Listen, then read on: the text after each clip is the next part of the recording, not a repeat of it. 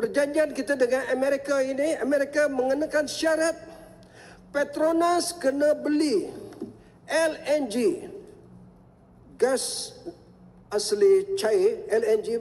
Petronas kena beli daripada Amerika setiap tahun sebanyak 3.4 bilion US, bukan ringgit. Ini satu penyerahan. Ini kata negara kita merdeka, berdaulat. Bagaimana ni? Yang amat berhormat Tambun, apa sudah jadi kepada ini?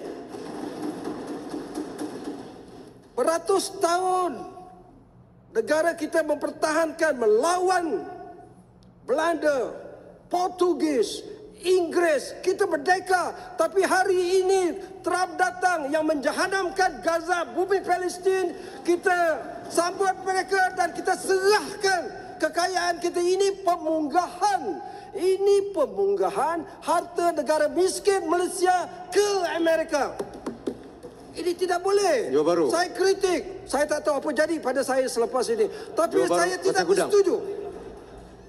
Bagaimana ada syarat Amerika kenakan bahawa ikut perjanjian kita mesti jual nadir bumi kita ke Amerika. Tiada siapa boleh menghalang.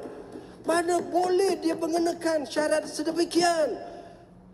Ini yang perunding-perunding ini, menteri MITI ini, apa yang mereka runding ini? Ini penggadaian negara kita. Ini memalukan. Kena jawab di sini.